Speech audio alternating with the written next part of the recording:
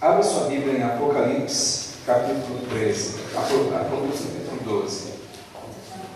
Faz um milagre na minha voz aí, que minha voz já é feia, né? E eu estou vendo que ela está, parece que, sei lá, sei lá, eu não sei. Não sou bom de ouvido, não. Sei o que é, não. Só sei que está... Minha voz sempre é um problema para o sonoplasta. Irmãos, o sermão de hoje ele não é muito...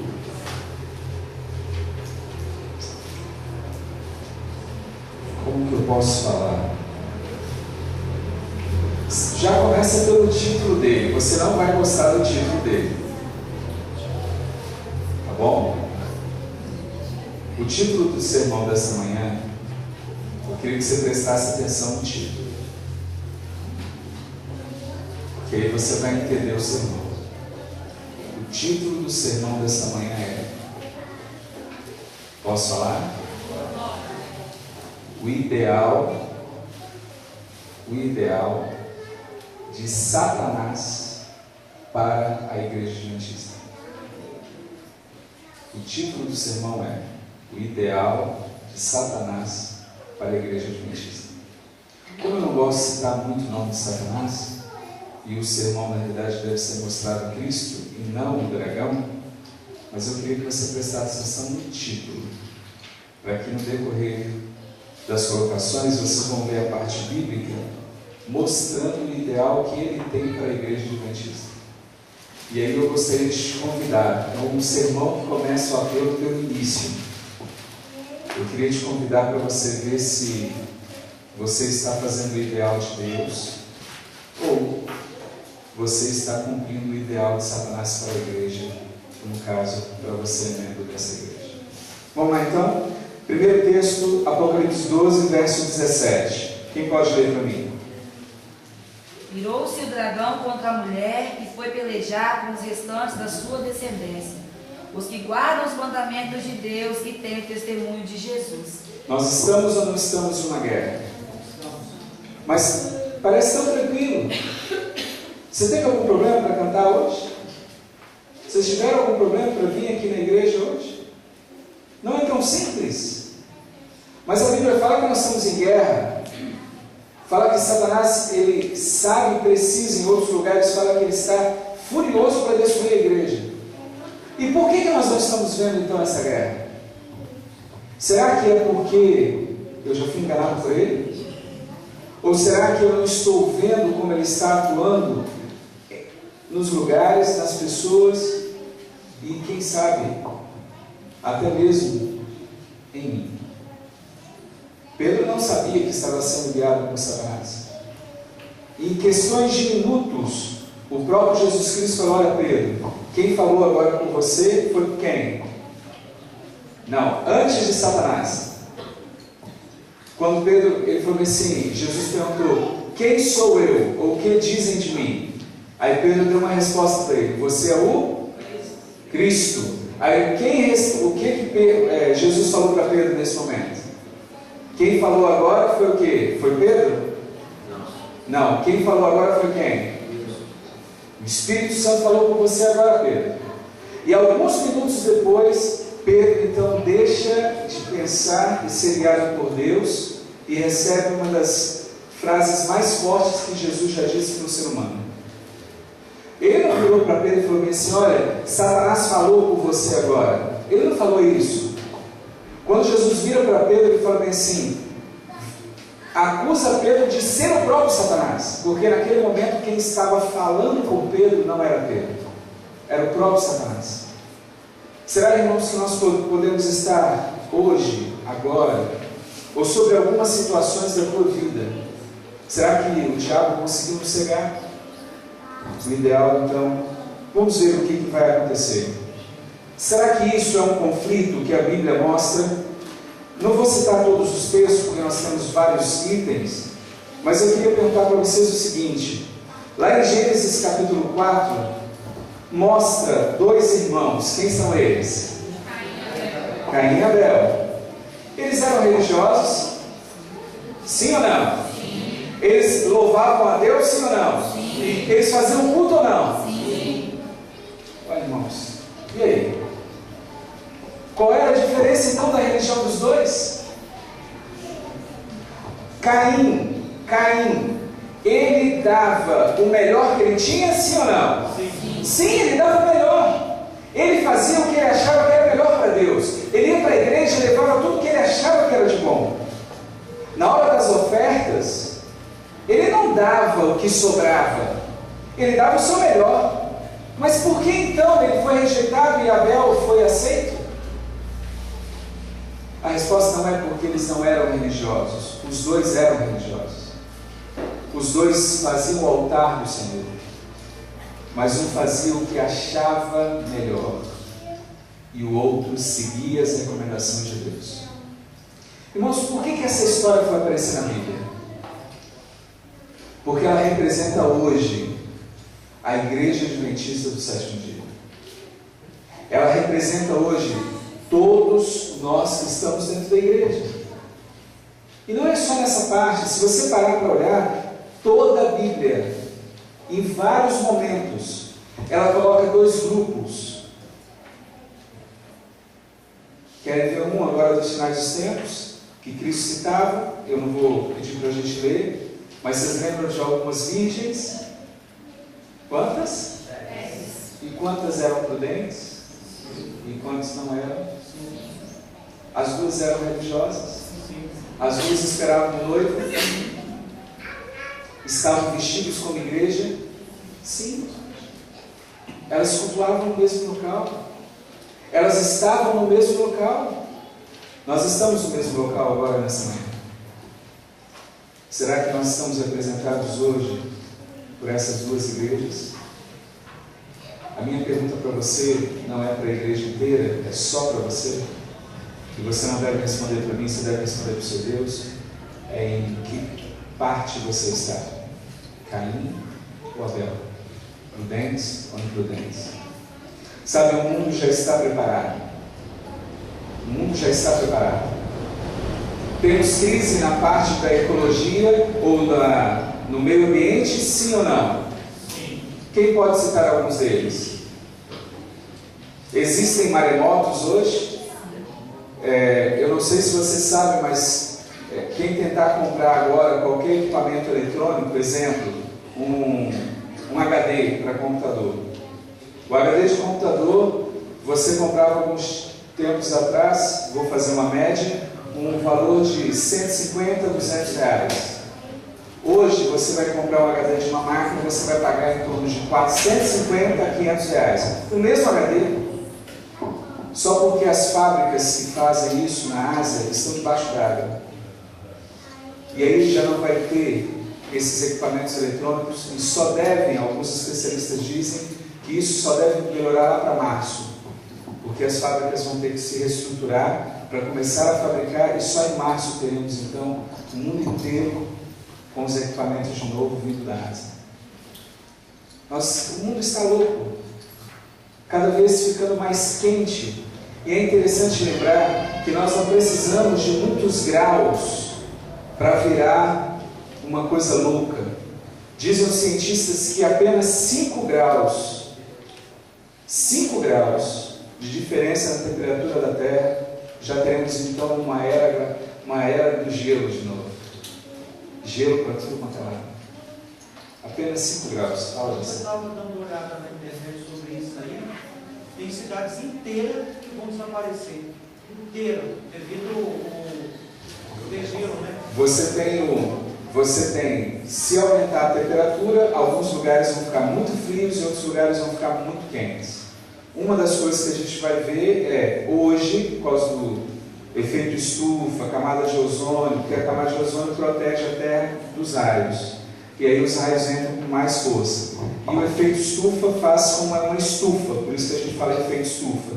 Os raios entram, mas quando eles batem na Terra, eles são refletidos para fora da Terra. O efeito estufa é a poluição. Então a poluição está fechando a Terra. Então os raios que agora entram com mais força, quando eles batem na Terra, deveriam sair. O efeito estufa faz com que eles retornem à Terra e não permite que eles saiam, fazendo com que a Terra fique mais quente. A Terra se tornando mais quente, os polos aonde está congelado, ou os lugares do mundo que estão congelados, estão fazendo o que o Gessé está falando, estão derretendo. Quando você assiste qualquer imagem dos polos, você vai ver camadas inteiras do tamanho dessa igreja sendo deslocadas a cada segundo, e a água derretendo a cada segundo que passa. Se essa água derrete, essa água tem que ir para algum lugar. Ou seja, os oceanos vão subir e as cidades costeiras serão as primeiras a serem destruídas. E aí você começa a perceber que isso está acontecendo. Agora você já percebeu que fala-se muito sobre crises? Nós temos uma crise econômica agora que todo dia está se falando no jornal. E eu vou te dizer mais, eu achei super interessante, porque a crise está mostrando o que vem aí na frente. Só não enxerga quem não quer. O Papa já se pronunciou sobre a crise na Europa. Ele disse que o poder financeiro não pode ser regido simplesmente do jeito como está sendo, que precisaria ter uma pessoa do lado religioso, com a parte moral e ética, para fazer com que esse conselho financeiro seja regido também por uma pessoa, um presidente, um representante, que não seja da área financeira, mas que seja da área religiosa, para dar a moral e a ética aos tratados financeiros que nós temos. Vocês entendem o que eu estou querendo dizer? Uma pessoa escolhida, e ele já se colocou. Olha, a Igreja Católica tem esse ideal, acha que essa é a solução. E sabe o que eu acho interessante? É que ninguém rejeitou a ideia. Se colocou a ideia, deixa o povo pensar. Daqui a pouco a gente volta com a ideia de novo. Irmãos, nós achávamos que não podia. A Europa é um local que sofreu por causa da perseguição da Igreja Católica e outras coisas sendo feitas na Idade Média. Mas eles não rejeitaram a ideia. Você já pensou que uma semana ou 15 dias de seca em apenas alguns lugares do mundo, que são os maiores produtores de grãos, acabaria com o estoque de grãos, como agora, por exemplo, nós estamos passando por uma crise que não temos componentes eletrônicos, porque lá na Ásia, nos locais que são produzidos, eles não estão produzindo, porque as empresas estão debaixo d'água. Imagina se isso acontece, uma seca ou muita água, aonde produz grãos. O que você acha que vai acontecer nos próximos meses e anos?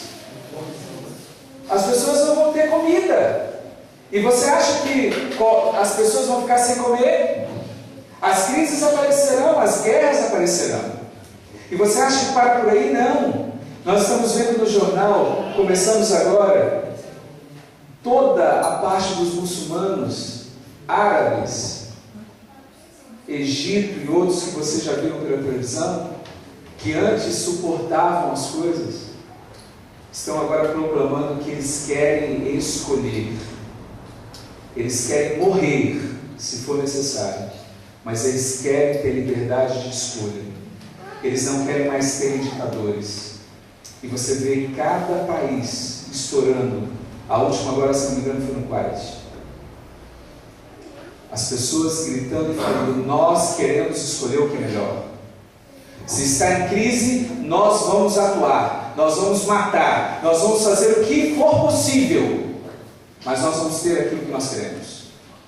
Comece a juntar isso, irmãos. A crise já está pronta.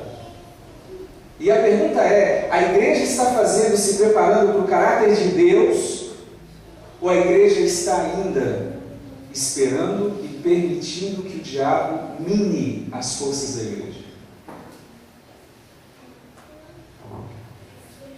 Não é só na parte econômica e na parte do meio ambiente que as coisas estão prontas. Alguém, há 150 anos atrás, a nossa igreja pregava sobre a união das igrejas. Está unido ou não? Sempre pregamos de grandes forças: catolicismo, espiritismo e protestantismo. O espiritismo já fala em línguas e faz curas há muitos anos. A Igreja Católica começou com, qual é o nome do movimento mesmo? Movimento carismático. Começou na Europa e aqui no Brasil é um dos países que mais tem força o movimento carismático. E igrejas protestantes? De 1900 para cá, começou o movimento pentecostal dentro das igrejas protestantes. E hoje você vai ver a maior parte das igrejas sendo igrejas renovadas ou igrejas pentecostais. E você está esperando nenhuma das igrejas? Se você conversar com um católico ou com um protestante, você vai ver que eles não fazem mais essa distinção.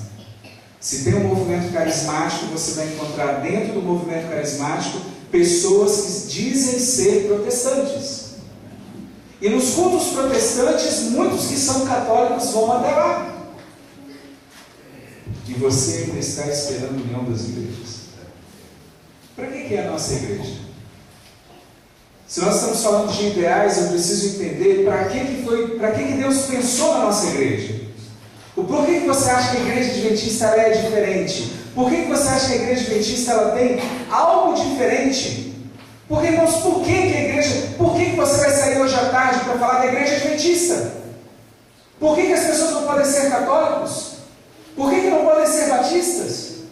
Por que você vai gastar tempo, às vezes, pregando o evangelho para uma pessoa que já foi batizada em nome de Jesus? Qual é o diferencial que nós temos?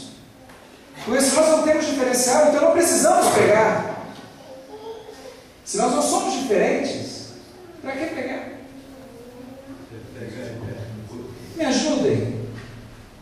O que a igreja adventista é diferente? O que você acha que a igreja adventista é diferente? Me diz uma coisa, eu vou começar, ok? Eu vou começar. Depois você me fala se estamos certos ou errados, ou o que você vê. O movimento adventista ele fala sobre a volta de Jesus, sim ou não? Sim. Sim. E fala como dessa volta? Ela é lá para frente? Não. Esperamos que seja na nossa geração. E se ela não veio ainda na minha geração, a culpa não é de Deus. É porque a sua igreja, eu e você, não estamos refletindo o seu caráter. Desde 1888, da década de 1880, nós estamos há mais de 100 anos atrasados. Ellen White já dizia que todo o mundo religioso, o mundo político, já estava pronto para a volta de Jesus. Mas nós não preparamos o nosso coração. Um dia é igual a um ano. Um ano é igual a 1000 anos. Para Deus, Ele espera. O povo poderia ter saído do Egito e ter entrado na nova Canaã, ou aonde eles estariam ficando em Canaã, em 6 meses no máximo. Poderia ser até menos. Mas ficaram quanto tempo ali? Hein? Fazendo um círculo. 40 anos em um local que poderia ter entrado de 3 a 6 vezes. Por que não entraram? Por que não entraram? Porque o coração não estava preparado. Deixa eu te perguntar uma coisa.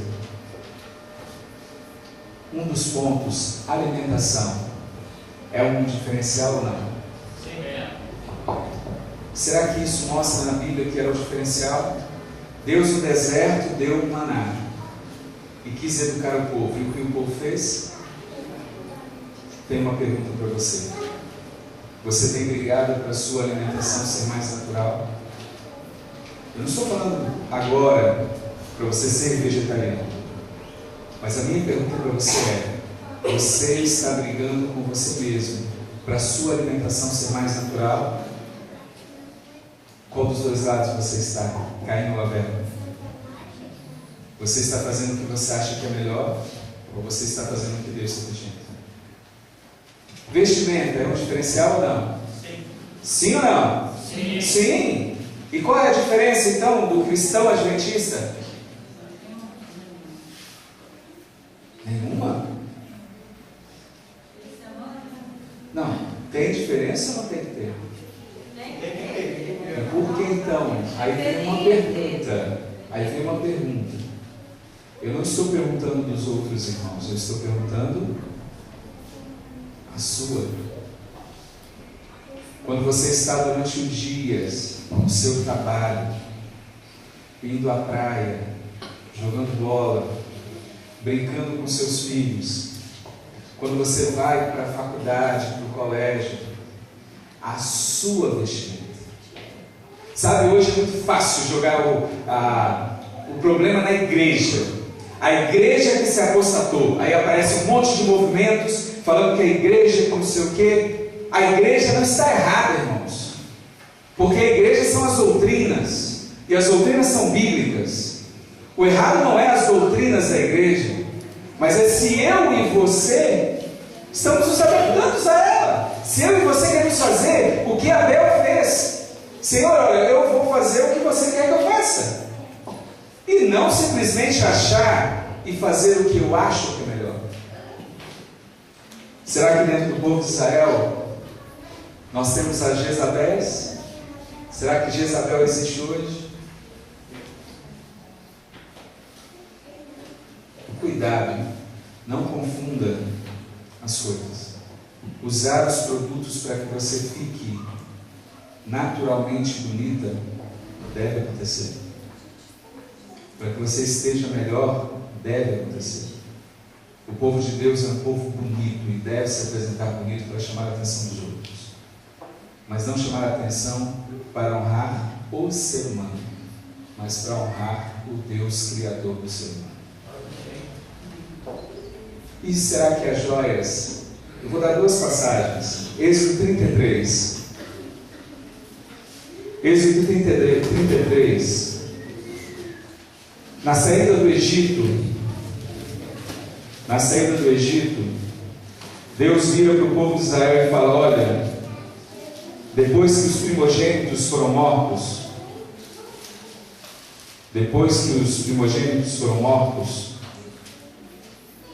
e o povo do Egito estava com o seu coração cortado, dilacerado, Deus virou para o povo de Israel e falou assim: vai àqueles que eram seus chefes, para aqueles que vocês trabalhavam, batam nas suas portas e falem para eles assim: olha, o meu Deus pediu para vir aqui e pedir as suas joias e o seu ouro. E o que o povo do Egito fez? Entregou as joias e o ouro. Para que seria essas joias e ouro? Para o povo de Israel vestir? Usar? Não. Seria para que o povo de Israel pudesse sair dali e construir uma nação com o dinheiro que eles fizeram a produção. Deus é justo. Os egípcios agora estavam com joias e ouros por causa do trabalho de 400 anos do povo de Israel como escravos. E agora Deus estava fazendo o Egito pagar o salário dos trabalhadores de cada homem e mulher do povo de Israel. Só que o povo de Israel esqueceu quem era o seu líder. E lá em Êxodo 30, a partir do capítulo 30, eles pegam aquele ouro, aquelas joias e produzem o que, irmãos? O bezerro. Eles adoraram na frente. Imagina a cena: um monte onde estavam com terremotos, trovões, onde Moisés tinha subido para falar com Deus, que Deus tinha estado presente perto do povo. E o povo, perante essa ação sobrenatural de Deus, eles vão lá e produzem um bezerro. E após esse bezerro vem o capítulo 33. E Deus fala assim: olha, Moisés, eu não posso ir mais com esse povo. Esse é um povo que promete as coisas e não cumpre. Será que eu e você somos assim? Fala. É interessante, Marcos, nesse aspecto do uso de joias. Outro dia eu estava conversando com uma amiga da gente, e ela estava apresentando, ela é professora, e ela estava mostrando um joguinho, brinquinhos de cordãozinho que ela ganhou de uma aluna dela. Ela falou assim: puxa, mas a gente podia usar, né? Por que a gente não usa? Ela é adventista, assim, a adventista é bastante ciumenta também com o marido dela. Ela é ciumenta e adventista. Aí ela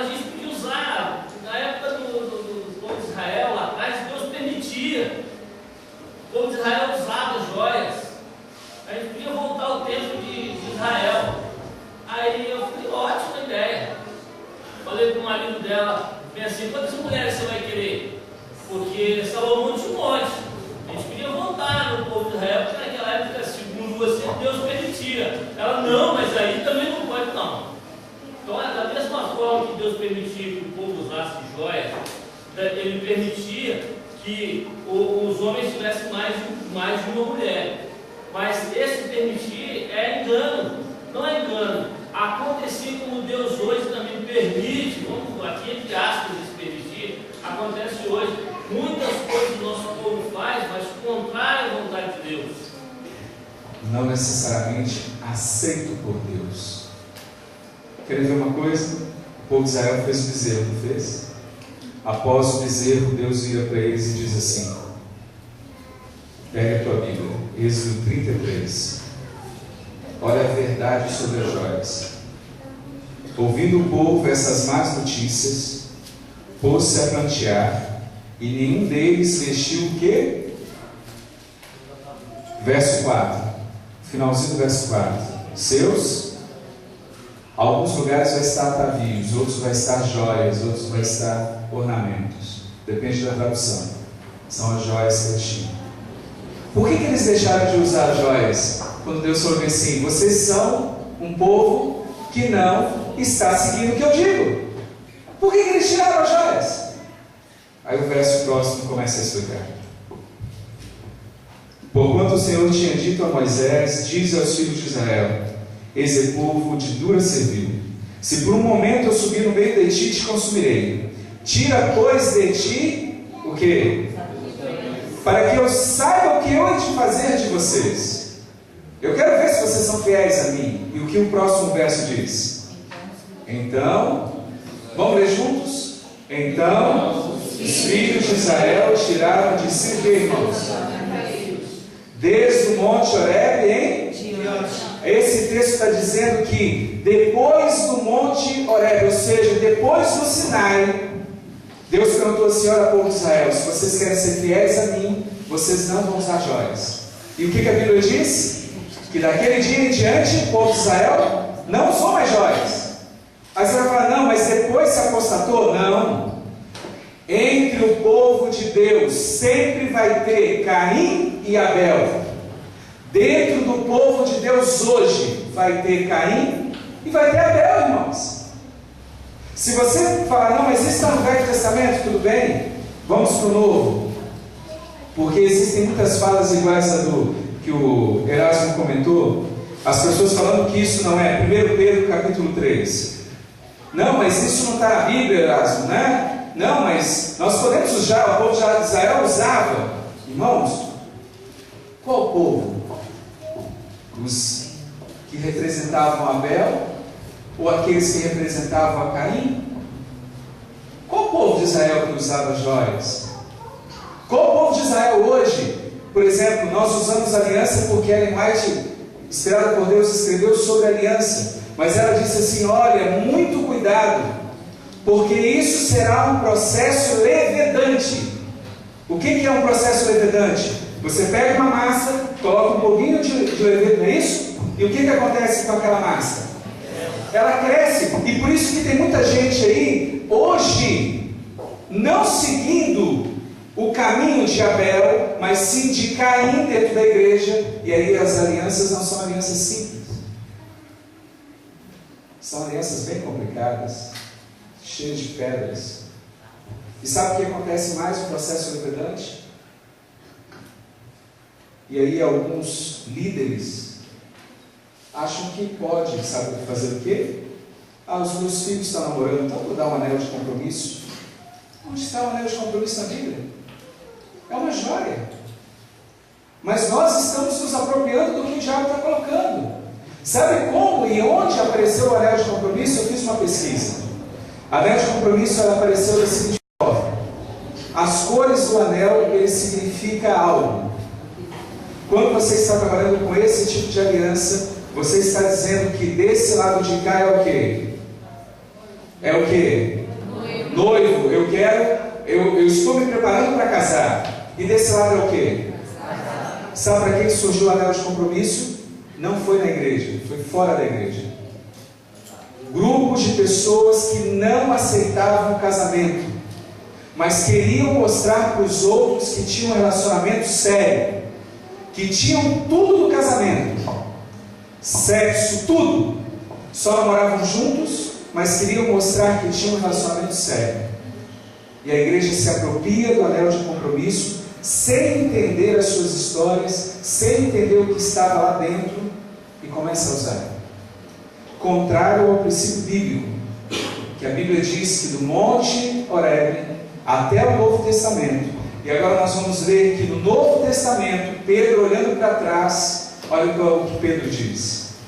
1 Pedro capítulo 3, a partir do verso 3.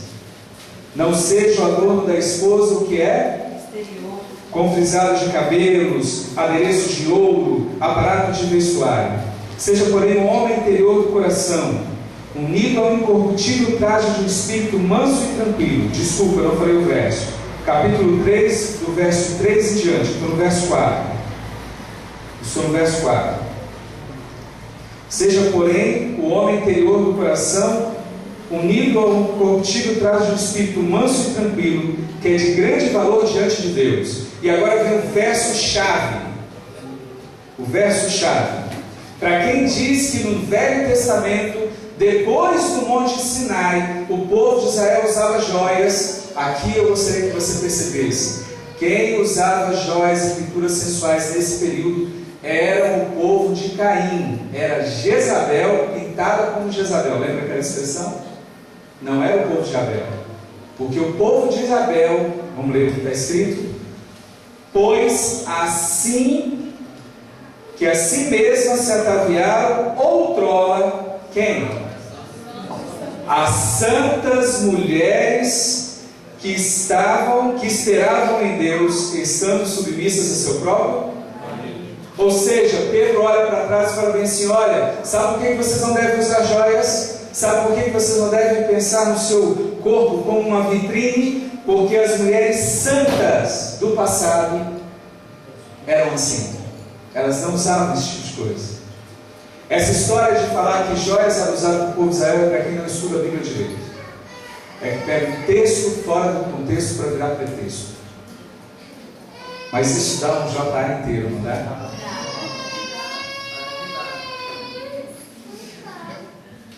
Complicado por uma coisa. Sabe por que é tão complicado hoje falar sobre sensualismo? Por que é tão complicado falar sobre vestimenta? Por que é tão complicado falar sobre liderança? Porque o problema também não está só nos membros. Hoje, por exemplo, você olha e você vai ver líderes que só querem as insígnias de generais, mas não querem as marcas de soldados. Líderes que querem ter a posição, o dinheiro para poder fazer as coisas, mas não querem batalhar e sangrar. Não estão dispostos a dizer o que é certo ou errado. Nós temos muitos desses líderes que não prestam. Mas graças a Deus eles também não são a totalidade. E nem gostaria de dizer que são a maioria. Porque se fosse assim a igreja teria parado. Nós temos muita gente que sangra. Muita gente que dá o sangue. Muita gente que está disposto a perder posturas, status, por dizer o que é certo. Sabe, irmãos, não está no momento de regressar ao Egito. Está no momento de nós olharmos para frente e começarmos a perceber quem é o povo de Israel. Por que Deus instituiu você? Por que Deus não deixou você na igreja católica? Lá na protestante? Por que Deus tirou você de lá e trouxe para cá? Para nada. Ele não te chamou das trevas para a luz para você ficar quieto. Ele não te chamou para cá para você não sentir a presença dele. Ele não te chamou para cá para você ser igual aos outros. Ele te chamou para cá porque Ele quer que você seja diferente. Sabe uma coisa que eu queria só citar? Cuidado que o diabo levou uma terça parte dos anjos. E ele usou o que para fazer isso? A Bíblia diz que o dragão usou o que? A sua cauda. O que é cauda na Bíblia? Isaías 9, verso 15. Sabe o que é a cauda? Anote esse texto. ele fala que o profeta ou o homem que diz mentiras é a causa. O homem, a mulher, a criança, o jovem, o adulto, o líder, que assume uma postura de igreja adventista, mas nas suas ações, na sua prática, mente, engana. Ele está usando a arma do diabo, ele está usando a cauda do diabo, a cauda do dragão. Ele está usando a cauda da serpente, a antiga serpente, chamada diabo e Satanás. Sabe, nós precisamos ver a espiritualidade. Graças a Deus que nós temos líderes que ainda pensam em espiritualidade, pensam em evangelismo. Louvo a Deus porque nós temos defeitos, mas louvo a Deus porque, graças a Deus, na divisão sul-americana foi colocado líderes que pensam em evangelismo. Vocês já pensaram quanto foi feito de anos para cá, de tentar unir a igreja em toda a América do Sul para pregar a volta de Jesus? Irmãos, eu não sei dos outros campos, eu não sei como é que é lá, em outros lugares. Eu só sei que aqui nós temos a oportunidade de termos livros e uma parte evangelística muito boa. Mas eu tenho algumas perguntas a mais. Nós falamos sobre alimentação, vestimenta, joias. Agora nós também pensamos e precisamos olhar como é que anda a parte do sensualismo, da sexualidade. Precisamos olhar se os nossos jovens, desbravadores, aventureiros, será que quando se unem, estão pensando em só atividades recreativas, atividades sociais, atividades onde eles podem ir para fazer algo? Mas esses ministérios não foram criados para isso. Os ministérios de jovens, os ministérios da igreja foram feitos para salvar. E se essas atividades todas que eu falei são de suma importância, não estiverem banhadas no sangue do Cordeiro, na espiritualidade, e os líderes desses grupos não pensarem em todos os momentos que aquela atividade é um momento que eu faço com que as crianças, jovens, adolescentes se unam a Cristo, esses líderes não deveriam ser líderes. Porque se fizerem assim, mesmo trazendo bons programas, não estão seguindo Abel, estão seguindo Caim. Mas não para lá. E como é o nosso momento de louvor? Sabe, hoje eu queria que você refletisse na igreja. Como é o momento de louvor? Eu não estou falando do momento em si, mas as pessoas que vêm para cá, como que elas vêm? Para que vêm? Vem para chamar a atenção? Vem para mostrar uma roupa nova? Vem para louvar a Deus? Vem simplesmente para cantar e mostrar a técnica vocal que está conseguindo desenvolver durante a semana? Vem para receber elogios? Será que tem espiritualidade? Para que você vem em frente? Sabe, irmão, se não tiver, pode ser uma linda música. Nós podemos olhar e falar assim: nossa, foi lindo. Mas a pergunta não é se é lindo. A pergunta não é se não desafinou. A pergunta é: será que tem o poder dos altos para converter corações? Será que está mexendo com o coração das pessoas? Porque, irmãos, pode ser uma pessoa analfabeta para assumir o púlpito, pode ser uma pessoa que não sabe cantar direito, mas se essa pessoa é movida por Deus, é chamada por Deus, Deus não chama pessoas capacitadas, Ele capacita os seus escolhidos, Ele chama para trabalhar, Ele chama para louvar, Ele chama para se entregar. Os louvores mais bonitos e os sermões mais bonitos são daquelas pessoas que não se vendem, não se compram. Elas estão à venda. São daquelas que estão aqui para dar a mensagem que Deus deu a elas. Esses são os mensageiros de Deus. Mais uma vez eu pergunto: Caim ou Abel? Quem é você? Sabe, tem uma cena que não está na minha cabeça. Toda vez que eu penso no conflito, eu penso lá atrás em uma menina. Eu já contei essa história completa aqui, então eu vou passar só um pedaço. Eu estava no IAM, fiz 2 anos teológicos, e conheci uma menina chamada Nádia. Sabe o que me chamava a atenção nela? Era espiritualidade. Uma jovem, não lembro agora, de 18, 20 anos, fazendo ensino religioso, querendo trabalhar para Deus. Uma noite que nós fizemos uma serenata espiritual, não para as namoradas, não que esteja errado fazer para as namoradas, mas uma serenata espiritual num quarto de uma menina. O diabo tomou o corpo dela. E o diabo, no corpo dessa menina, jogava as coisas de um lado para o outro. E as meninas, de curiosidade, chegavam lá no prédio para olhar e ouvir o que o diabo falava. E o diabo começava a falar o pecado de cada uma delas, e ela saía chorando. Mas sabe o que atrapalhou o diabo? Uma menina. Uma menina. A Nádia. Ela parou na porta do quarto onde o diabo se fazia presente. Uma porta. O diabo virou para a Nádia e disse assim: sai da minha frente, senão eu vou matar você. E sabe, eu queria saber, eu consigo ver que a Nádia naquele dia representava a igreja de Abel. Naquele dia ela se posicionou do lado de Abel e não de Caim. Ela tinha vários erros, como eu e você temos. Temos erro de caráter, não sabemos pregar o evangelho da forma que devíamos, não sabemos tratar a nossa família da forma como ela deveria ser tratada. Mas, irmãos, Deus nos instituiu. Deus olhou para nós e falou: você é o meu povo escolhido, mesmo sabendo dos nossos defeitos. Ele sabia dos defeitos da Nádia, e ela também sabia dos defeitos dela. Mas naquele momento ela sabia que precisava se posicionar do lado do príncipe Emanuel.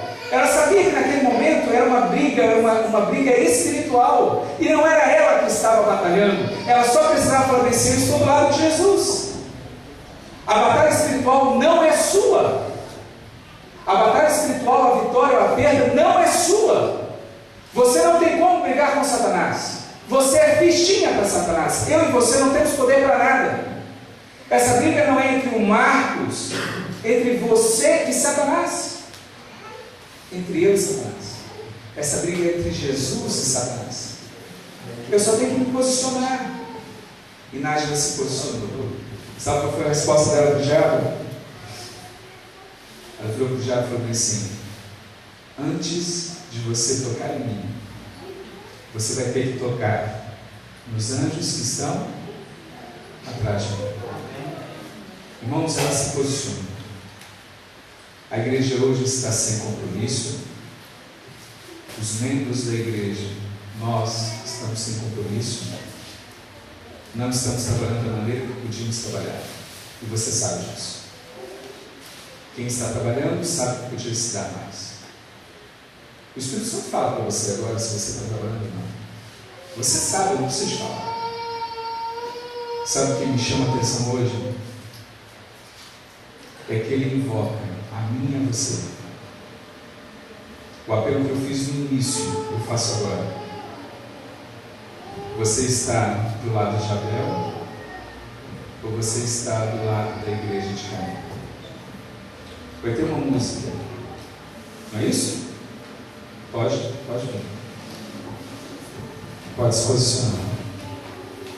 Eu queria fazer uma pergunta. No decorrer dessa música, qual lado você vai estar? Vem para cá, vem aqui em cima, que é mais fácil para filmar vocês dois também. Pode vir para cá. Vocês vão assumir o meu lugar agora. E no decorrer dessa música, diga a Deus qual lado você vai permanecer. No final da música eu queria orar contigo.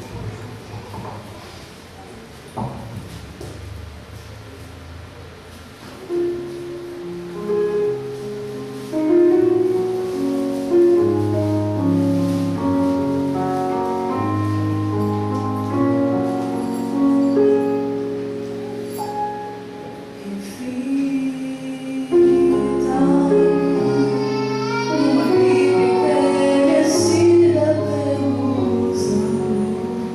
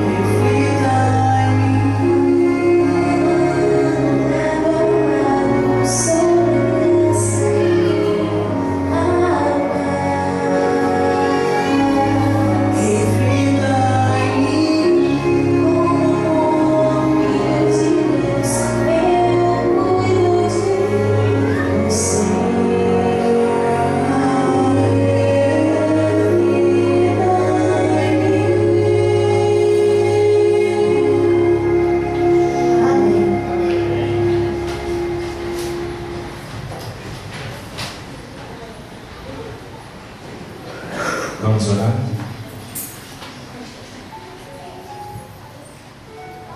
Senhor nosso Deus, nosso Pai, como é bom, Senhor, estarmos na Tua casa e podermos ouvir a Tua voz. Como é bom sentirmos que Seu Espírito se faz presente aqui. Como é bom sabermos que nós somos protegidos por Ti. Mas sabe, Senhor, nesta manhã, nós começamos a poder parar um pouco e refletir sobre o grande conflito que está acontecendo aqui nesta terra. E agora, Senhor, queremos nos colocar em Tua presença para dizermos que nós queremos fazer parte da Igreja de Abel. Nós queremos, Senhor, entregar não o que nós achamos que é o melhor, mas aquilo que o Senhor pede para que nós façamos. Sabe, nós sabemos que já está no momento de refletirmos a Tua glória. Nós já entendemos que já está na hora de nós estarmos na Tua presença, recebermos o poder para evangelizar, para pregar. Já chegou a hora, Senhor, para podermos mostrar àqueles que estão nas trevas que o Senhor é o Deus Todo-Poderoso, o Deus do impossível. Abra, Senhor, os nossos olhos. Pinga o Teu colírio para que possamos deixar de ser essa igreja que hoje somos, para começarmos a ser a igreja que o Senhor sonhou. Limpa os nossos olhos, que caiam as escamas e possamos perceber o mundo como aconteceu com Paulo. Usa-nos, unge a cada um de nós, para levarmos o Teu Evangelho primeiro às nossas casas, para vivermos o Evangelho em nossas casas, e nos dá poder para que possamos ir a outras casas, aos nossos vizinhos, amigos de escola, colegas de faculdade, mas que possamos trazer também, Senhor, a reforma e reavivamento a esta igreja. Amém. Que nós sejamos o Teu instrumento. Que cada um que está aqui possa fazer a reforma aqui, no local onde está. Unja-nos, proteja as nossas famílias e nos dá força para podermos segui-lo aonde quer que o Cordeiro vá. Colocamos as nossas vidas em Tuas mãos e fazemos essa oração no doce nome de Jesus Cristo. Amém. Amém.